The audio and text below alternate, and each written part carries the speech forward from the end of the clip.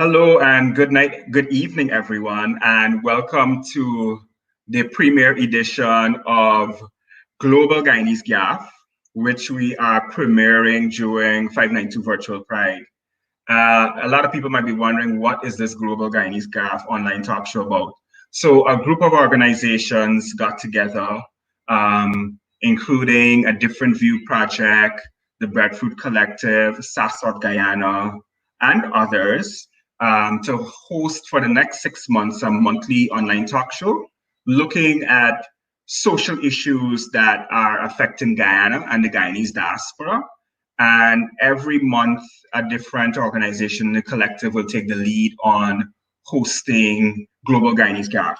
So we are very, very pleased and honored that SASOD Guyana is hosting the first in the 6-month series as part of our virtual Pride celebrations. We will be online for just an hour. So I don't want to waste too much time with my introductions. I just kind of want to get straight into the conversation. First, let me say that we're very, very happy to have Pandita Pratima Dubey, who is joining us all the way from New York, but that she's traveling. So you will see scenes of the airport in her background, but we're very happy that she's able to join us despite her travel commitments and despite her travel schedule, which is somewhat affected by the weather and all that. So let me start by asking all you, my wonderful guests, to introduce yourselves. And I will start with Pandita Pratima Dubey.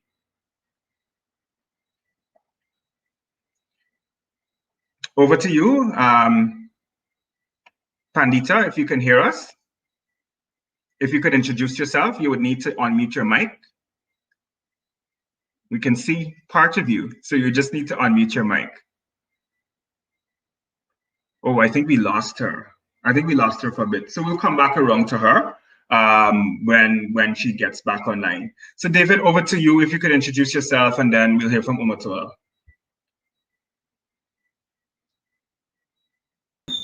Good evening, guys. Thank you, Joel, for having me.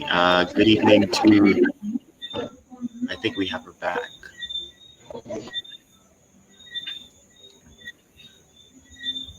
Yeah, is she unmuted or is she, okay. Go ahead, David.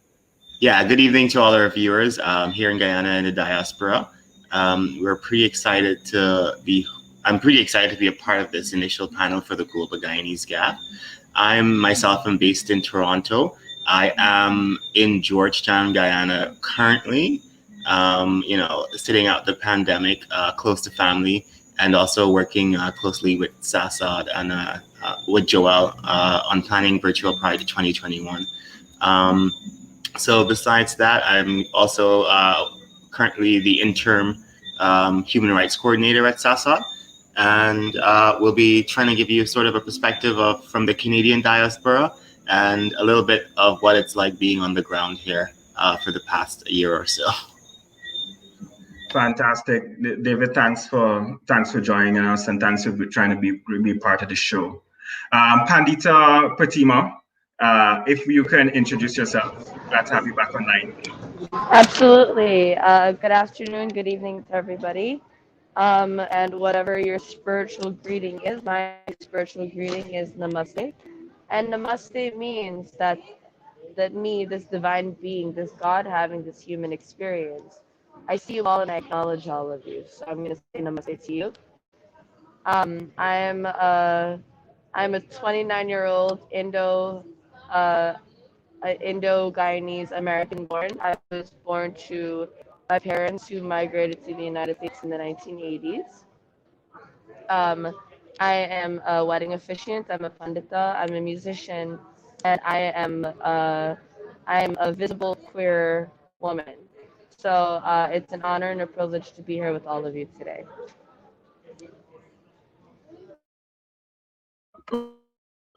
Thank you so much. And like I mentioned earlier, when we started, Pandita is actually traveling. So we're really, really glad to have her despite her travel woes, and that she's able to get connected and stay online. So if you see scenes of an airport, you understand why. Pandita is not at home or office like the rest of us. And now let me ask Umatola to introduce herself. Hi, good evening, everyone. So my name is Umatola Jaleel. First of all, I want to say a happy Pride to each and everyone. And I hope that you have an enjoyable Pride. We know that how things operate now in the world, we have been shifted to the indoors activities and the virtual activities. But however, I do hope we will have a fun time during this Pride Month with all the virtual activities that are available. So I am the admin person for the Guyana Trans United, and I also the HIV counselor tester there for Guyana Trans United. So that's just it for me. Fantastic. We're very happy to have you on the show, Umatola, and happy that you can join us from home. Girl, I see your hair set like you're going out tomorrow and thing, right? I see like No, I'm not going anywhere. I'm just teasing. Just being comfy at home. Glad to have you. And I know David is home, and I'm joining you guys from the SASOD Guyana office where I have better internet than I actually have at home. So welcome to you all. I want to just jump straight into the conversation. Let me get Gyaff in, as we say in Guyana, about Pride and all the stuff that's going on around Pride. So I'm just going to throw out a couple of open questions, and as you like, you could just respond to them. First off, and I'll ask Pandita Pratima to respond to this question since she turned on her mic. How do you guys find the movement, the LGBTQ movement in the Caribbean, Guyana, the Caribbean, and the Caribbean diasporas in North America in particular, since we have the US and the Canadian diasporas represented here? I know that's not the only Caribbean and Guyanese diasporas in the world, but that's who we have on the call. How do you find the movement is growing, evolving, and if it's growing, what do you think is responsible for that? Andy, do you want to Absolutely. start first? Yeah, absolutely. Thank you for asking this question. So I definitely recognize a rise in the movement of queer Guyanese folks being brave enough to take up space. I see it happening in Guyana. I see it happening here in the United States. I see it happening in Canada and in different parts of the world where Guyanese people are. Um, but I see that it takes a great level of support and it takes a great level of visibility from fellow Guyanese people willing to be brave enough to be visible so that they can set an example for other people to feel like they can live their values pridefully, bravely, and freely. Um, from my platform, at least as a Hindu pundit or as a pandita, and as someone that has a platform, I tend to find a lot of solace in Hindu scriptures juxtaposed in the way that pundits or priests have kind of isolated people from being a part of the community. You see, if you come from a spiritual perspective, there's no distinction between people and their gender and their orientation. It's human beings that did that. God didn't do that.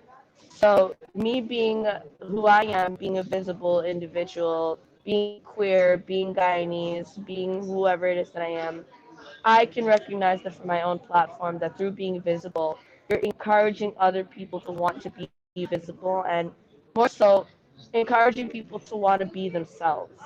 And through SASOD, through Caribbean Equality Project, and among other great organizations and movements to mobilize LGBTQ people and make them feel visible, I can definitely see a rise in the movement. Fantastic. Thank you for sharing that. And Pandita, you what they would call like a second generation Guyanese since you Yes. weren't born here. Yeah. Okay, fantastic. I'm curious to know if you've ever actually come to Guyana. You've actually ever visited Guyana? I have actually 4 times in my life. My siblings were born and raised in Guyana, so I had a very I had a relationship that was very strange with them, being that they were born and raised in Guyana, but I was born and raised here in Brooklyn, New York. So our relationship and our culture and our ways of navigating existence alone was very different. But yeah, I was born and raised here. Okay. A curious question just by me. Which part of Guyana is your family from?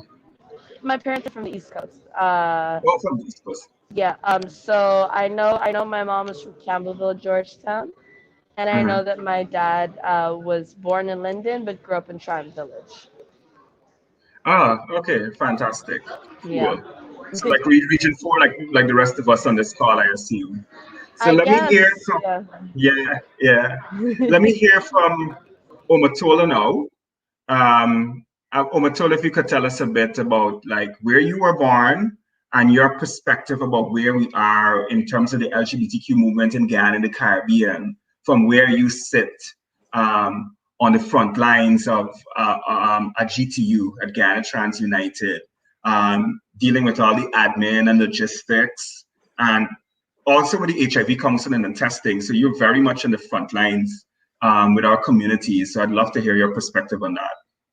Yes. So I was born and raised in the village of Hopetown, where you have the big soiree before emancipation. So I was born there and I migrated to Georgetown. I think it's this year, it's going to be 6 years since I migrated to Georgetown. Yes. So to touch on where we have come from since I've been a part of this work and being a part of my community. So I think we've come a very far way, but I will say that there is a lot of work that still needs to done in terms of where we want to be as a community. And being on the front line, working as an HIV counseling tester, I would have to go out in the streets and meet with members of the community and do interventions with them and so forth. And their needs, sometimes when you assess the needs of those persons that are out there, especially persons who would engage in sex work, you would now have to come back and relate that to the organization. And we do know that our organization depends on donor funding. So I think there's still need for where we have come. And one of the things that I must point out is that the cross-dressing case, I think that was a very significant accomplishment for the community. But however, as I said before, there's still work that needs to be done because you still have incidents whereby persons are going to seek justice for maybe if they've been abused or discriminated against, they would go to the station and law enforcement persons would still ask them questions that why are you dressing in female attire and so I think there's still work that needs to be done in terms of where we want to be as a community. I hear you loud and clear on that, my sister. And I wanted you to share a little bit more about the cross-dressing decision, the case and the decision in brief, especially for our friends in the diaspora who might not be so familiar, who might not have been following it for the last 8+ years like we've been living it. If you could just share a little bit for that international audience that's watching online. Okay, so the cross-dressing case came about when 5 transgender women were charged and placed before the court for dressing in female attire, and they didn't know what they were being charged for. The police picked them up the night and they were placed in the lockup, and they were never told what they're being charged for until they reached before the magistrate court. So with the help of SASOD Guyana, when the matter was before the court and so on, back and forth in the court and so, the then Chief Justice, Mr. Eon Chan, ruled that cross-dressing was not illegal if it was not done for an improper purpose. But we as a community, we wanted them to define specifically what is an improper purpose. So we took the case up to the highest court for Guyana, which is the Caribbean Court of Justice in 2018, November 2018, whereby the CCJ ruled that cross-dressing, the Guyana cross-dressing law should be struck out of the Constitution of Guyana. So that's just a little update on the case. Thank you very much for that. I think folks who are not so familiar with the case would really appreciate that. So in a nutshell, the law against cross-dressing that was found in the Summary Jurisdiction Act is now of no effect because the Caribbean Court of Justice struck it down. So it's no longer on our law books because it was found to be unconstitutional and was struck down. Really appreciated that. And David, I want to ask you as well, for your perceptions. I mean, you've lived, I could say transnationally. You joined SASOD when you were very young, and then you migrated for some years. I don't know how many years, I don't remember. Feels like it's been like nearly 10 years. And then you came back, and you're going back soon, but that's another story. So just with your experiences, your perceptions of the movement in Guyana, especially since you've left and came back, and also your own experiences with the Caribbean LGBTQ movement in Toronto, in Canada generally, the Caribbean LGBTQ diaspora, where things are. Would love to hear from you on that. Well, Joe, like you said, I was born in Georgetown. I spent my early years growing up with my family in Trinidad, and we moved back. I think I was about 10 years old. Went to high school here, still basically based in Georgetown. I joined SASOD when I was 18, as you mentioned earlier. And that was actually around the time when, we had been working with the litigants, challenging the cross-dressing, the constitutionality of the cross-dressing law. So even from, and then, migrating to Toronto and being there for about 9 years, I believe, and coming back. So there's a lot of angles I look at this from, in terms of the progress of the movement.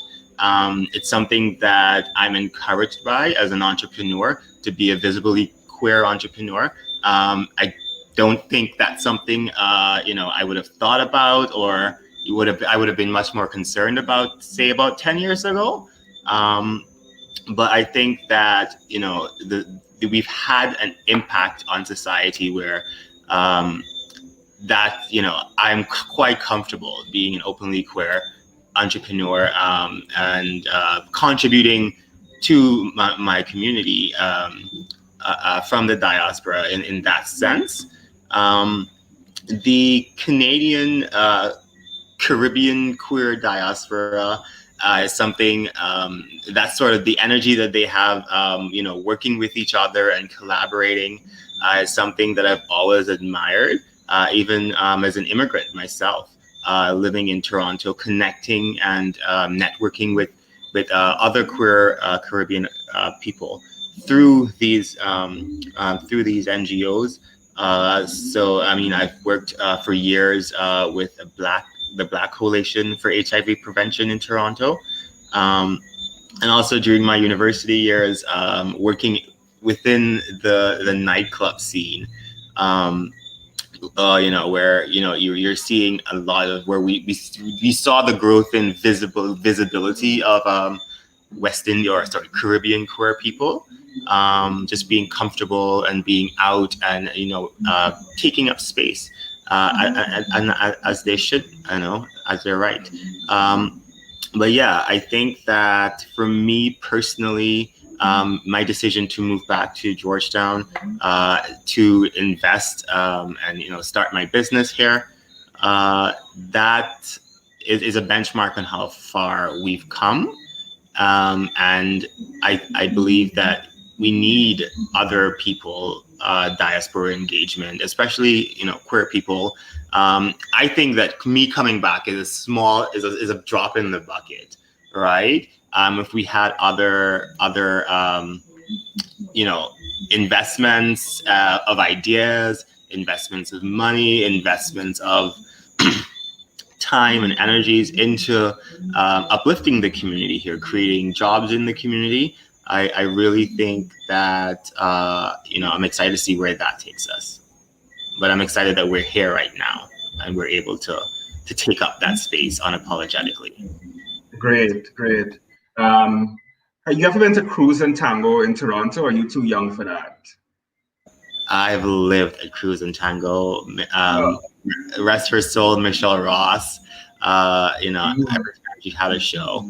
I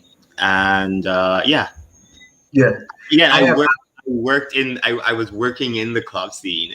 As a bouncer at the nightclubs. So it's really an experience. And Cruise and Tango is also one of the spaces that is really a melting pot of queer Caribbean people. That's the spot in Toronto, really. So even with the pandemic, I know there's going to be a lot of changes, with how we get together, and a lot of spaces have gone out of business. So there's also that to take into consideration also when I'm heading back there to see what it's all about and see the state of the community. Right. I've actually never been to Canada. I need to change that after the pandemic, but Cruz and Tanko and Michelle Ross are just legendary. Like when you hear about the queer scene and the queer Caribbean scene in Toronto, you hear about Cruz and Tango, and you hear a lot about the late Jamaican Canadian Michelle Ross. And in fact, a friend of mine a few years ago used to own Cruz and Tango. And when he sold it, he moved back to Guyana, and he's also in business. But I think your story is pretty interesting because, at least for me, I don't know if there are other stories out there that I'm not aware of. You're one of the youngest people I know to move back, and start a business here. A lot of people actually, I know a lot of queer people who are moving back, like taking early retirement, maybe in the 50s or something like that. Or who over 40, but you want to, for me, it's a bit unusual that queer youth themselves are moving back, and I think that's really interesting. And that you're starting back your journey with entrepreneurship here, as opposed to North America, where the perception is that there's so much opportunity. So that's really, really interesting for me. We got a question on Facebook that I want to share. I'm keeping eyes on the social media as well, and a big shout out to the folks from the collective, a Different View Project, the Breadfruit Collective, and others who are helping me to monitor our social media pages. So we're live right now on 3 platforms simultaneously. We're on Facebook, we're on Twitter, and we're on YouTube. I know we advertised that we were supposed to be on LinkedIn, but we had to make a last-minute switch due to technical difficulties, but I'm really glad that we're on multiple platforms at the same time with the same stream. So we got a question from Danielle, and I'm gonna pose this to Omotola and David while Pandita gets to her gate, especially since it's such a very locally focused question, meaning her gate for departure. I could tell that she's just kind of moving across the airport. Danielle Mohammed is asking if you can give an update of what's been achieved so far regarding LGBT rights and equality in Guyana. Omotola, you spoke extensively about a cross-dressing case. So if you could share one other thing that's been achieved for trans people, we'd love to hear that. And generally for you, David, anything else that you think has been achieved for queer people as a whole in Guyana? I would say that one thing that was achieved is that trans people and LGBT people at large are better able to access public spaces because of advocacy and sensitization, which has been done over the years. Because I know personally from our end at Guyana Trans United, we have done sessions with teachers, we have done sessions with law enforcement officers, we have done sessions with healthcare providers in order to sensitize them on how to better able to be, if they should come in contact with a trans person or an LGBT person, how to better be able to assess those persons and to deal with those persons. So I think that is also one of our important achievements that we have achieved over the years. And as I mentioned earlier, the cross-dressing case also, which was one big achievement. Fantastic. Thanks for sharing that, David. Yeah, I think definitely the ability to just access services freely and not in all cases without discrimination. But there's definitely been progress. I mean, I remember working with SASOD on sensitization training 10, 11 years ago. And, you know, in retrospect, you know, you're like, wow, it's actually picking up traction and it's working. And we're seeing a noticeable difference, right? For example, for instance, you know, I've recently had an incident where I needed to get the police involved. And you know, I've been in incidents where police have been involved, not personally, but I've witnessed, you know, the type of how they engage people at the police stations and all this. I'd say when I was in my teens, early 20s, and there is definitely a shift in attitude. I know that SASOD does work on human rights training with police officers and other stakeholders within the public sector. So there has been movement on that ground. I know that the win, that constitutional challenge that we won in 2018, I believe it was finally done. That also, you know, I think that was a catalyst to really shift perspective, and a lot of people really understood that, hey, we're not going anywhere, and we're up for the challenge, even if it takes us 10 years. We will change minds and hearts. So I think we're on the right path. And I also would like to thank our allies who have been behind our backs, because our allies are great supporters towards the work that we do, and they have come a far way with us also in terms of getting out these information into the public and helping to, you know, lobby and advocacy in the whole for us to be better able to access public spaces. And so I must commend our allies for the work that they have done for us over the years. Great, thanks for that. I think we lost Pandita Pratima. I hope she'll be able to reconnect. I'm really grateful for the questions that are coming in on social media. So it doesn't mean I don't have to make up questions as we go along. So I want to go straight to this question from Ryan Hernandez, and either one of you can jump in on it. He's asking, how effective has local LGBTQ film production been in Guyana and the Caribbean? Some of you know that you know, the movement has been involved in making our own films, telling our own stories. Do you think more should be done in this regard to bring awareness of bullying, discrimination, and harassment that LGBTQ people face on a daily basis? Any one of you could jump in and take it. Well, for one, I have always said this in meetings before. When people would ask questions such as, what strategies can we take to better enhance, to get information out in the public? I've always been saying that we need to do more work towards in terms of like films and television advertisement and short videos, so that we can put on social media and television stations. Because back in 2018, 2019, when we had funding we at Guyana Trans United had funding from COC Netherlands, we had a monthly television program, which was very effective, and persons used to call in with questions that they're curious about. So that is one thing that I've always been sharing when we have meetings within our communities and within our organization, that is something that I think we can use. That is one platform that we can use to get information out there into the public. Great, thanks for that, Omatola. David, your thoughts on this? I think there, like over the years, I've seen like the quality of content coming out of creatives regarding LGBTQ stories really improving in the Caribbean. I know that there's a lot of work to do regarding bullying and discrimination, especially in schools in the Caribbean and in Guyana especially. In terms of like daily harassment and that sort of thing, I'm not sure that that's a point I can touch on, given that I'm not based locally.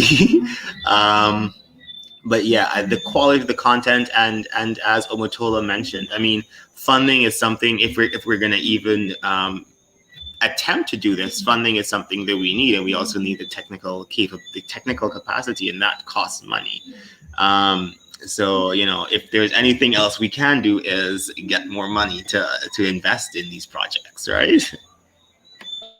Yeah, definitely. It's interesting that Ryan should ask this question. I don't know if maybe he was at the queer film night last night, and we showed what we think as SASOD's better films that we produced. We screened My Wardrobe, My Right, which I committed to making public this year on the it would be the 3rd anniversary of the cross-dressing decision by the CCJ in November.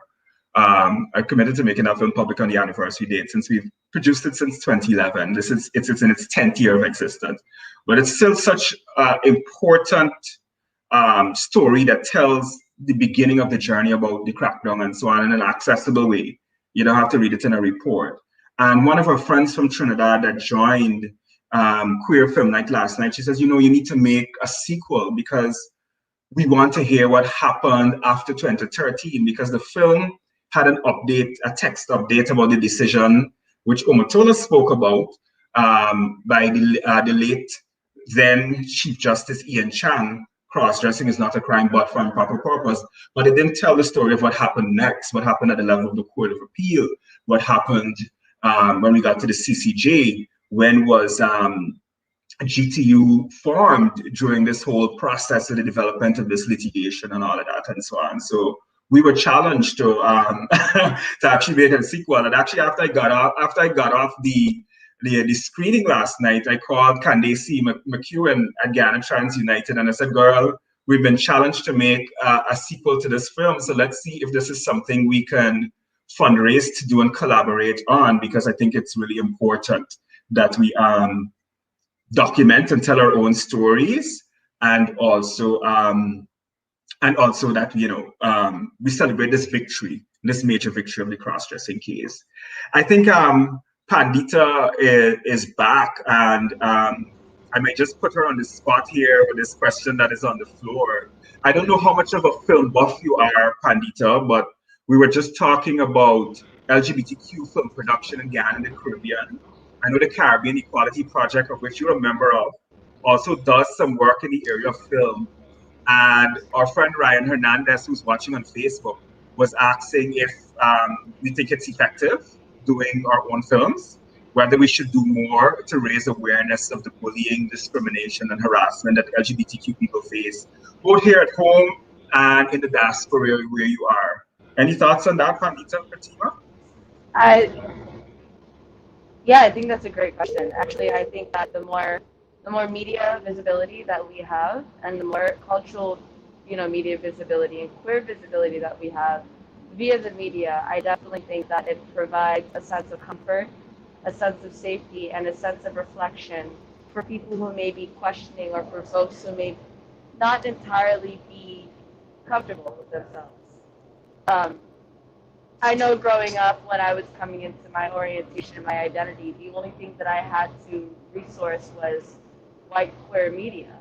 And I wish that I had more brown resources or more relatable resources culturally to reflect my queerness and what that really meant.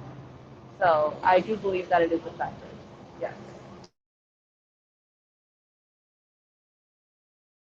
Great, thank you for that. Thank you for that. I really appreciate that. We have a comment and a question from Aurora Monroe Mingo. It's a bit of a mouthful, but I'll read it anyway. I think we're blocking up part of the screen there, so let me just read it, tech folks. So far, as a young LGBT person who is living in Georgetown, Guyana, I still believe that Guyana has a long way to go when it comes to dealing with LGBT rights in Guyana. Because at the moment, we're still affected by the law in other areas. So in order to say that in Guyana, LGBT persons are safe, not at the moment, certainly not at the moment. And my question would be, what are the plans are being put in place to deal with the other laws that affect LGBTQ people in Guyana and in other Caribbean countries? I'm going to put David on the spot to tackle that a little bit, and then maybe Omatola can chip in if she like. I see Pandita is still making her way to her gate.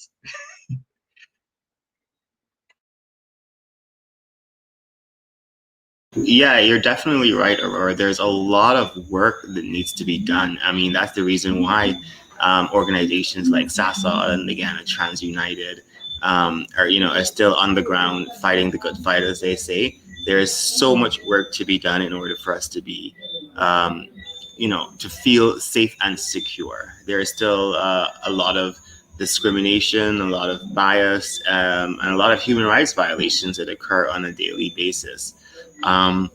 What are our plans?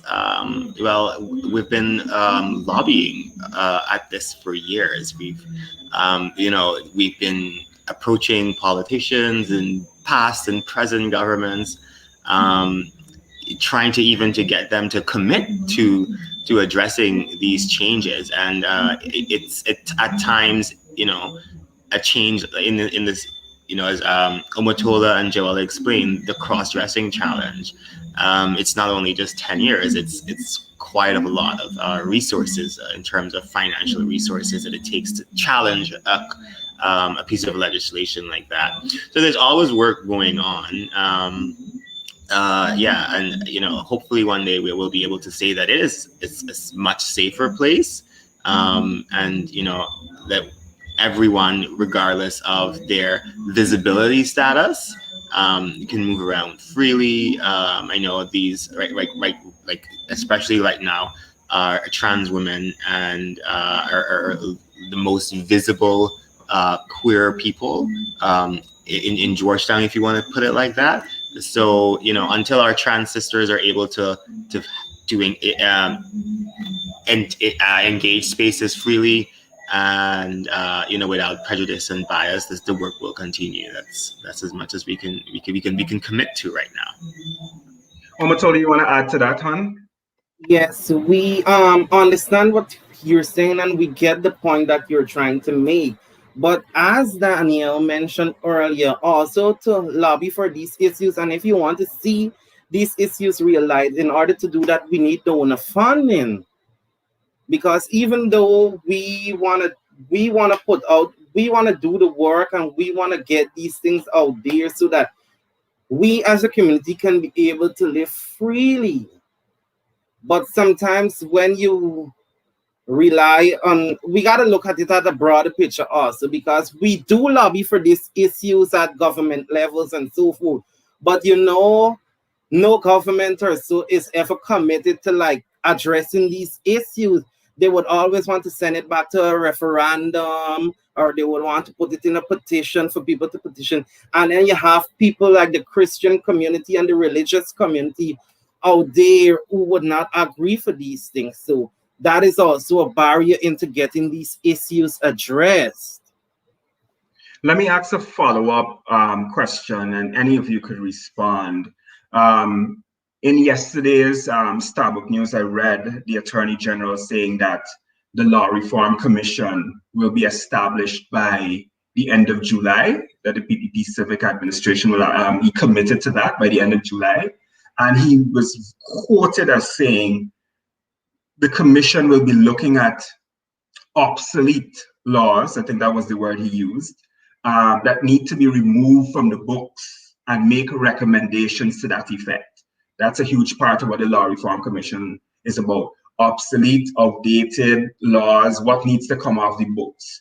Do we see an opportunity there? Because we haven't had a law reform commission in Guyana for a long time, not for as far as I could remember since I've been doing this advocacy. I won't say how long because then you'll know my age. But do you think that's a real opportunity? I think it could, you could make the best of it.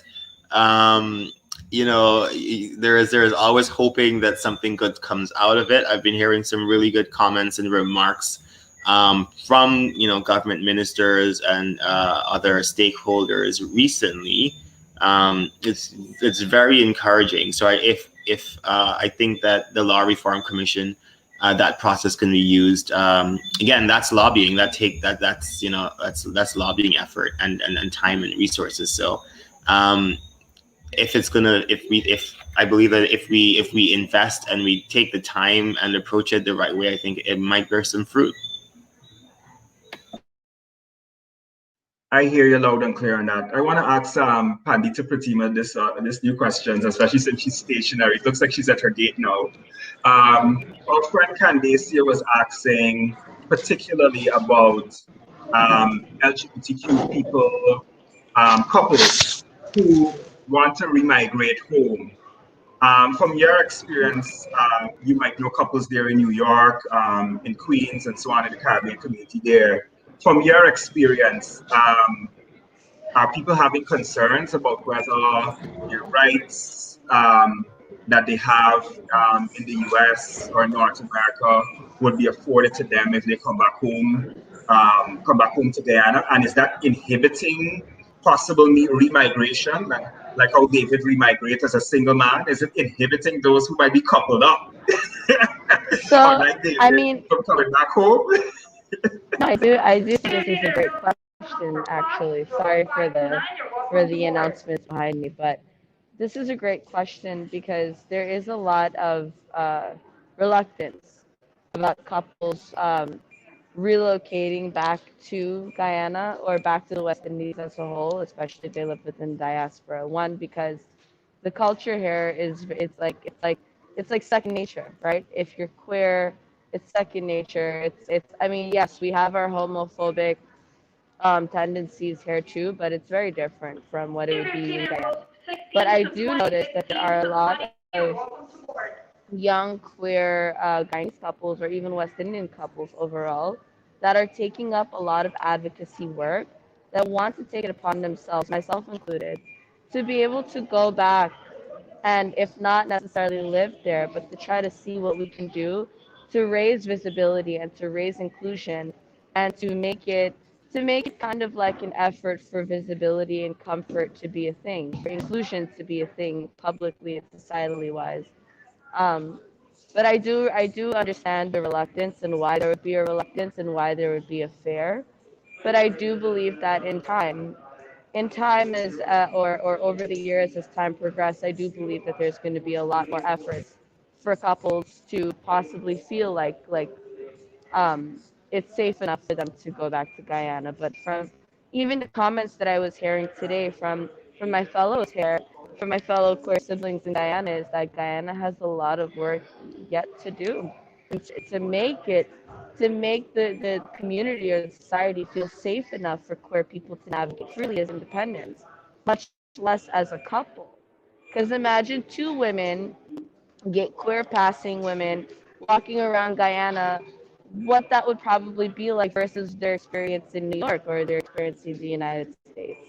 I could only imagine what it would be like versus or two queer men or even a trans couple, a trans queer couple, whatever it be. I do understand the reluctance. Why being openly queer as a couple, it wouldn't be so normalized in Guyana, but I do hope and pray that over the years that could be a difference. I hope that answers the question. Definitely, I hear you loud and clear on that. And what you generated for me is that we should also be engaging the diaspora engagement department, I think they're called, um, Oh, sure, who yes. yeah, at the Ministry of Foreign Affairs, because there's this huge movement to engage diaspora, to encourage remigration, especially with our burgeoning oil and gas / petroleum economy and all that. but we might be inhibiting contributions from our communities, from queer people abroad, because of our reluctance to really deal with these issues head on. So I really appreciate that. I know Candacia has asked some fact-based questions, but since we only have about 15 minutes more, I'm going to respond to those questions on our Facebook thread so everyone can see those answers publicly. But I really wanted to ask this very important question because I don't think we could have virtual Pride. We could launch the Global Guyanese Gyaff online talk show without really talking about how this COVID-19 pandemic has affected our communities. I'd like to hear the good and the bad. And I want to start with Pandita Pratima because I don't want her to have a boarding call before before we get her input. So if you could just, I'm sorry, if you could just kind of restate the question or rephrase the question just once more. Yeah, sure. I was basically asking, what has the impact of the COVID-19 pandemic been for LGBT communities where you live? You know, the good and the bad, if there's even any good. Yeah. So I would say that that internationally, via social media, I would say that there's been a lot of networking and a lot of familiarity being made due to the pandemic and you know, forcing us to network with each other, forcing us to see, you know, what our world family is really like, and connecting with one another. I mean, the fact that I'm even on a phone call with queer family from Guyana, for me, I would have never in a thousand years thought that would have been happening. So overall, I do feel that one positive is just the closeness that we've developed as a world queer family in terms of connecting and networking. The downfalls, however, is the safety. And when I say safety, it's a lot of people having to coexist at home still, and still having to perhaps return to toxic or abused family settings, or being trapped in family settings and not necessarily having the safety net of maybe a core safe space to go out to enjoy it. So that's for me the implications and upsides to what our community has had to experience here. Yeah, thank you for sharing that.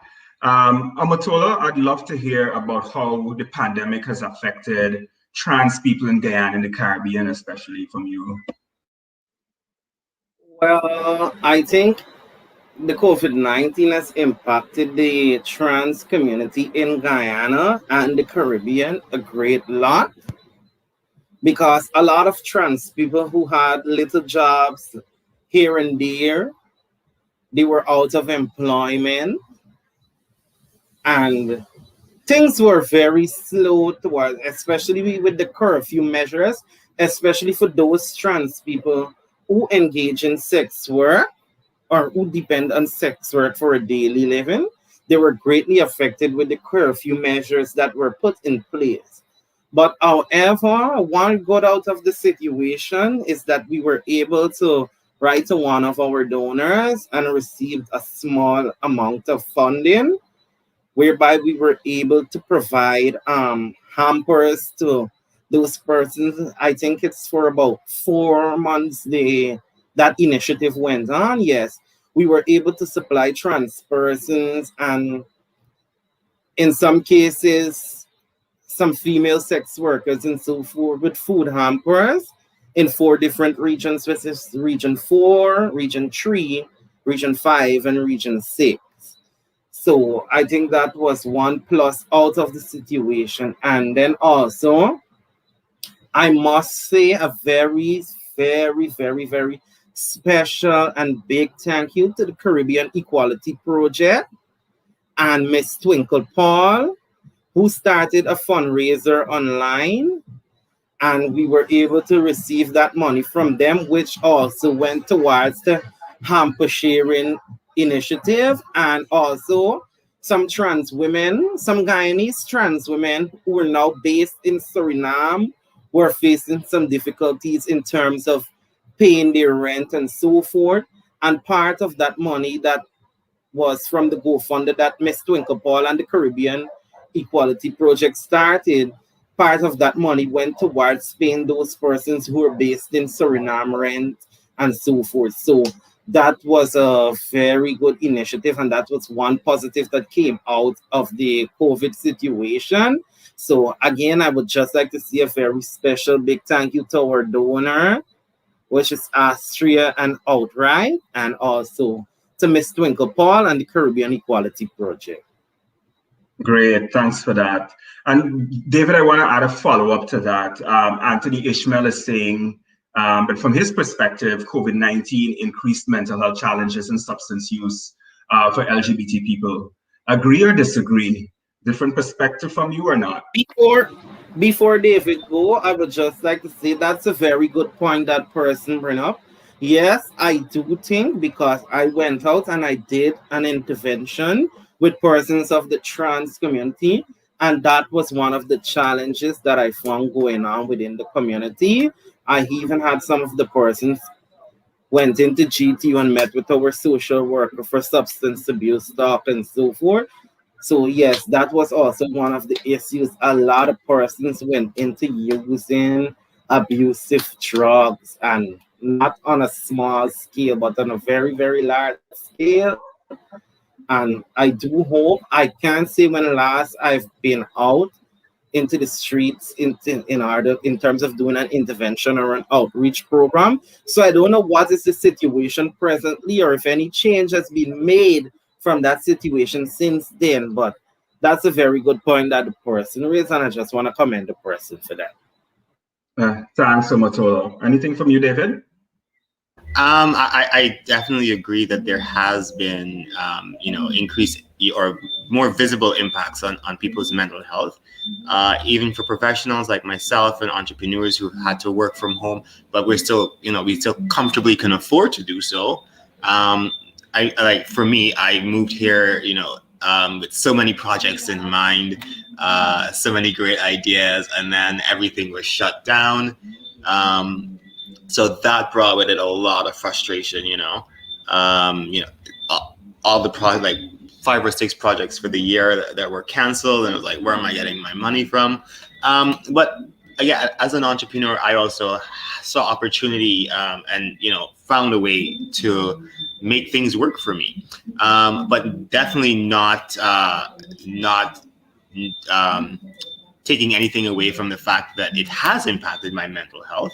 And I'm lucky enough to have the ability to access therapy services. That unfortunately is not the case for a major part of the vulnerable communities, right? Trans people and more vulnerable people. But I completely agree with him on that. Substance abuse, that's definitely documented.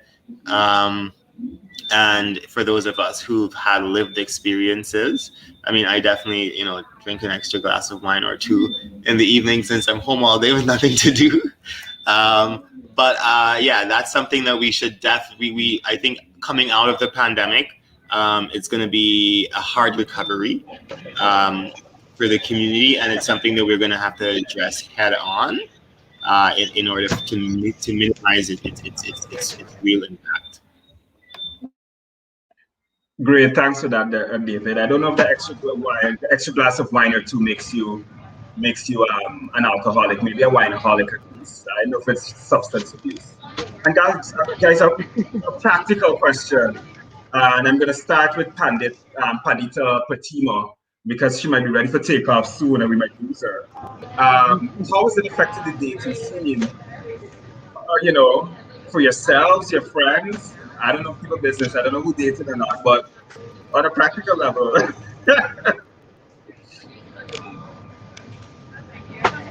Well, yeah, definitely.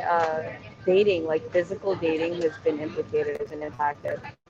But I would say that perhaps chatting and online dating has become more of a 1 hour, 30 minutes wheels up to wheels down. And to if I may, I kind of wanted to also jump into the last question that you all proposed about mental health and the need for mental health resources. Sorry, just one second. Yeah, I think we'll come back to you. I think we could come back to you after the captain is finished speaking. Yeah, sorry about that. That's fine. That's fine. I know we really appreciate you joining despite your travel woes. Omatola, for the trans community, what's the dating scene like since this whole pandemic, girl? Well, I wouldn't speak from the community point of view, but I'll speak from my own point of view. It's been terribly effective because, oh my God, you're not able to go out like to socialize in order to meet anybody. And I don't do online hookups, so yeah, I've been effective. This is right. Season for you, girl. If I may step back in. Yes, yeah, please, Pandita.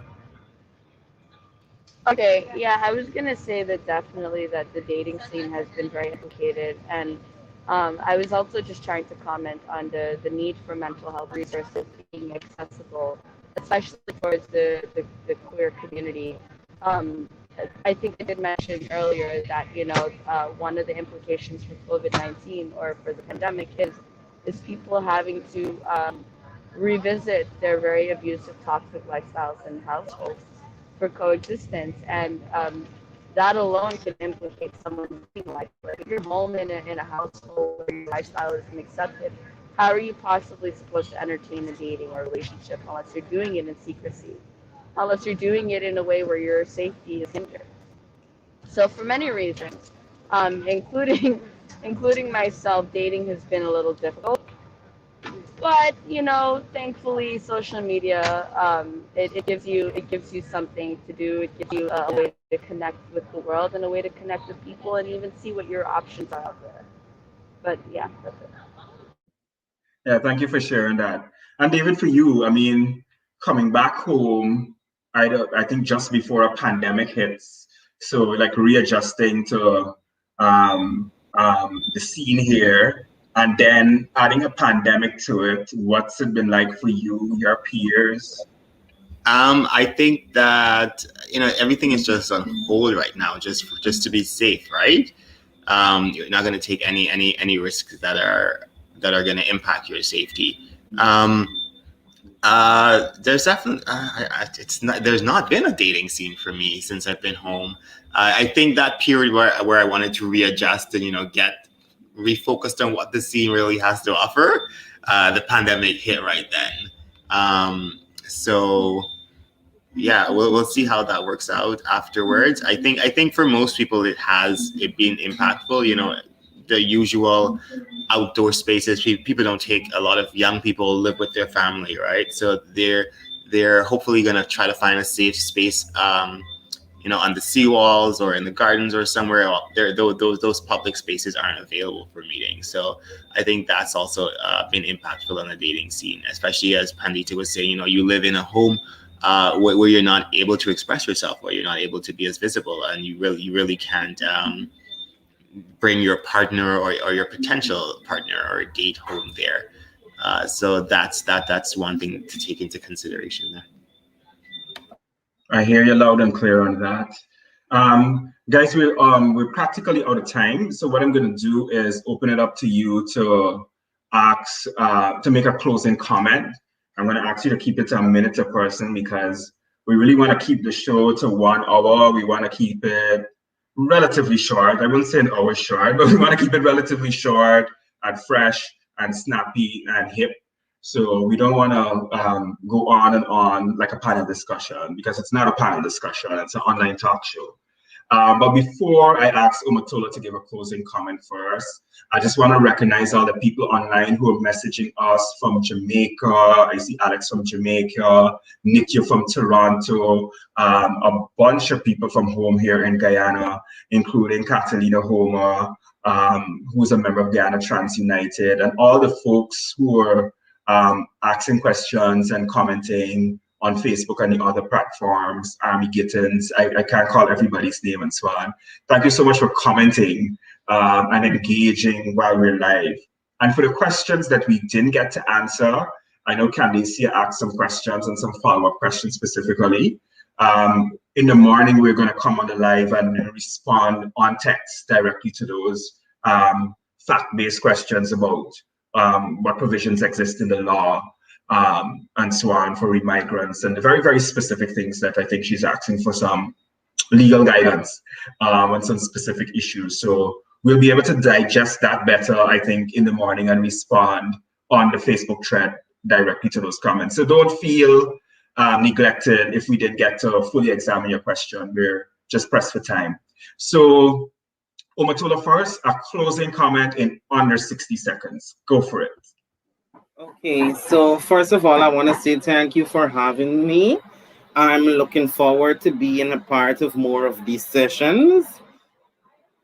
And I want to just add to what you said in commending the persons who've been a part of the session on the live stream and asking questions and sharing their concerns. And so I just want to commend everyone for that. And I do hope that moving forward, we're better able to network as communities, because we all know we represent different constituencies and so forth.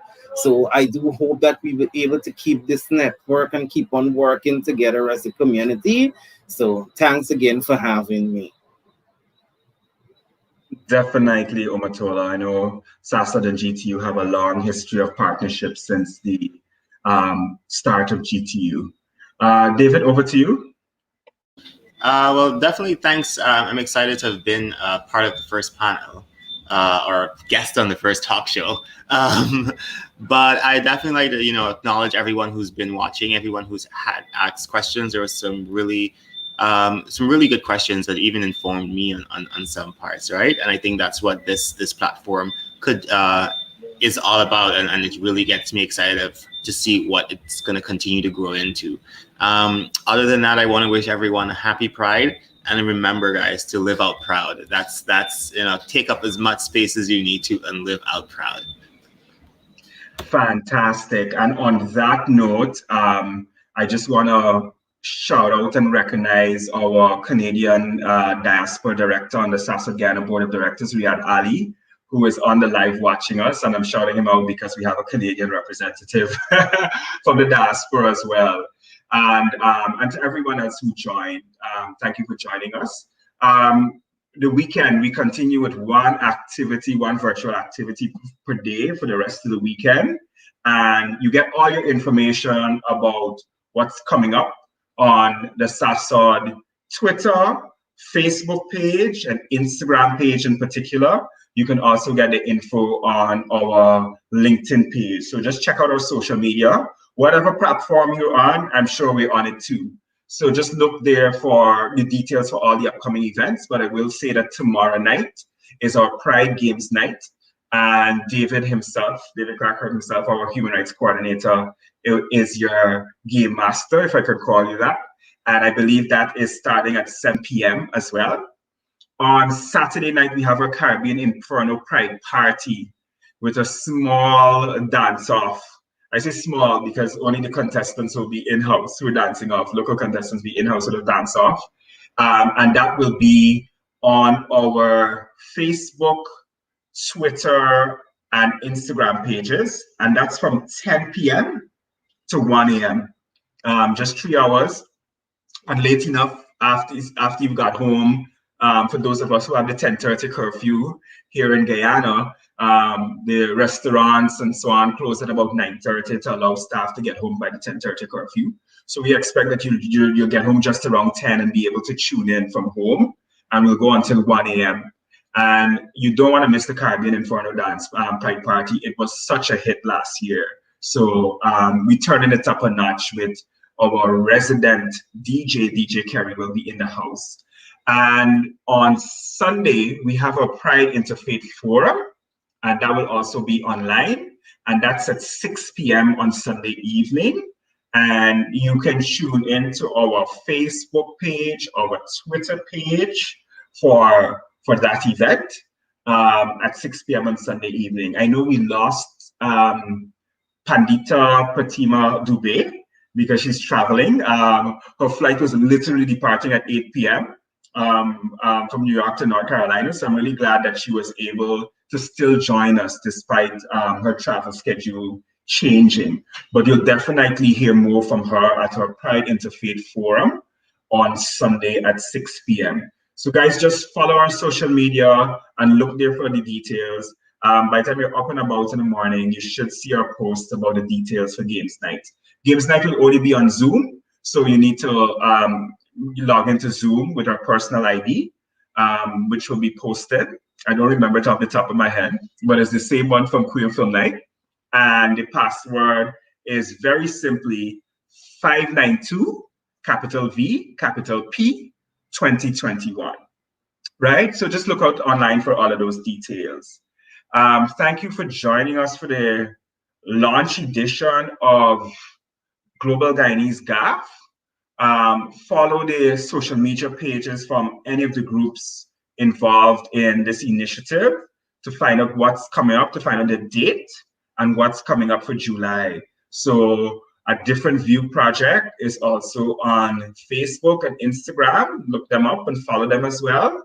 The Breadfruit Collective is also online. Center for Plants and Culture, I've been forgetting them all night because I'm doing this off the top of my head. And this is why you should take notes. Center for Plants and Culture is also another partner within the collective of local and diaspora groups that are hosting the 6-month series called Global Guyanese Gyaff. And every month it will be a different topic, guys, but it will be a very interesting social issue, and a different organization every month will take the lead on hosting the Global Guyanese Gyaff online talk show. Thank you. I'm Joel Simpson, Managing Director of SASOD, wishing you all a very happy and safe Pride, and thanking you so much for joining us. Namaste.